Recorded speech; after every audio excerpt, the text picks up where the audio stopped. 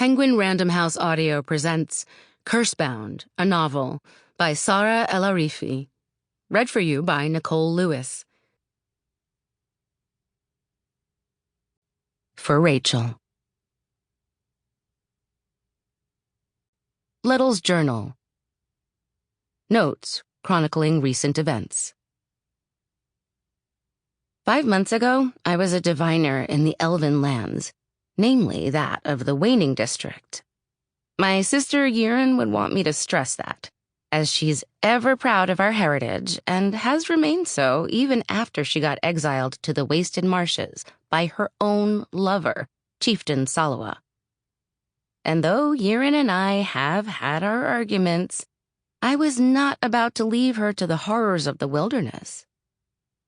Intent on bringing her back home, I followed her path into the lands beyond the elven borders. Ryan, Yeeran's former second-in-command, came too, though I could have rescued her on my own, I hasten to add. And together we sought out my sister. It was while I was on this journey that I foretold the words that haunt me to this day. The one born of a storm's mist shall be your beloved, but when the waning moon turns, you will grant them their death. Little did I know that I had foretold the love I now have for Ryan. My heart belonged to him even then. Yeeran, meanwhile, was hunting an obia, creatures whose skin is used by Waning to create drumfire, a weapon of war. With feline bodies coated in onyx black fur and wide pearlescent branching antlers, obia have both the speed of a leopard and the stealth of a stag. Yeeran had hoped to return to Chieftain Salawa with the gift of the pelt from the largest obia she'd ever seen, a trophy precious enough to grant her impunity from her crimes. It was the day after we'd been reunited when Yeeran killed her prize. But the beast's death didn't grant Yeeran her freedom. Instead, we all became prisoners to the Fae. Unbeknownst to us, obia and Fae are bound together. In killing one, you kill the other. And what Yeeran had done was the gravest of all crimes in the eyes of our capturers. Perhaps I should pause here. Yes, Fae exist. We had not known it, as there had been no reported sightings of them for 1,000 years. And our histories, well, they failed to document the truth, speculating that the Fae and humans went extinct long ago. But, as the Fae lore tells it, they were cursed to dwell in an underground cavern, a beautiful prison called Mosima, ruled by 2 queens of the Jani dynasty, the sisters Shal and Vice. Yeeran was held prisoner in a cell next to an older elf, known only as Komi, but her fate wasn't to remain imprisoned like him, for her crime was too severe. She was sentenced to death by the queens, for the obia she had killed had been bound to the prince of Mosima. I will not linger on the pain of the moment when I found out Yeeran was to be killed, but know that it is a wound that will never heal, a memory that will never scar. But then she found the obia Pila, or rather, Pila found her. I'm not sure how it works. Either way, Yeeran became Faebound, tying her soul to an obia. And no, I did not bond to one. No one knows why Yeeran, an elf, became Faebound, but it happened, and thankfully it saved her life. Komi's too, as part of Yeeran's negotiations with the queens was to free him as well. The 4 of us lived together in a quiet corner of the palace. Months dragged on beneath the ground, but I was given a semblance of freedom. I spent my days learning the Fae language from Golan, a stylist who proved to be my only friend among the Fae. Equipped with this new knowledge, I tried to understand the curse that sealed the boundary between the Fae's realm and our own.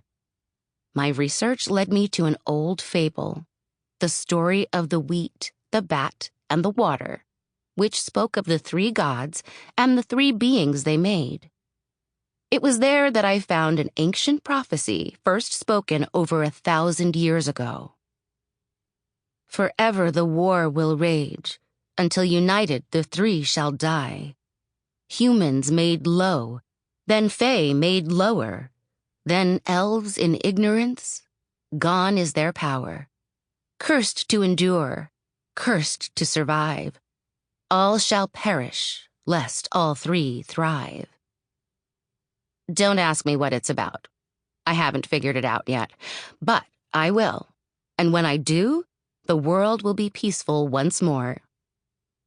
Yeeran, on the other hand, was forced to train under Fury, the commander of the Fae Guard and the sister of the prince she'd killed. It wasn't long before their blows turned to kisses.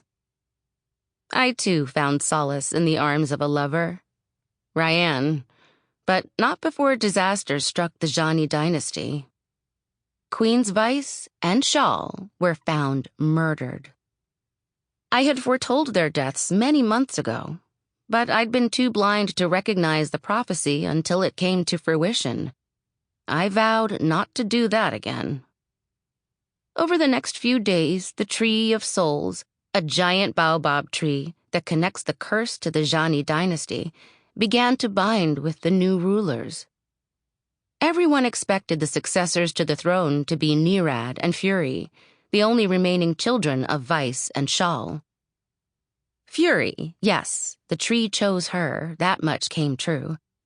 But the other to be crowned king was none other than Ryan, my beloved, whose Fae heritage was unknown even to him. For he had discovered the true tragedy. His father was Najma, the prince Yeeran had murdered. Ryan's life had always been pockmarked with pain. His mother had also been killed when he was young, slaughtered by the tyrannical chieftain Akamido. And Akamido was secretly Komi all along.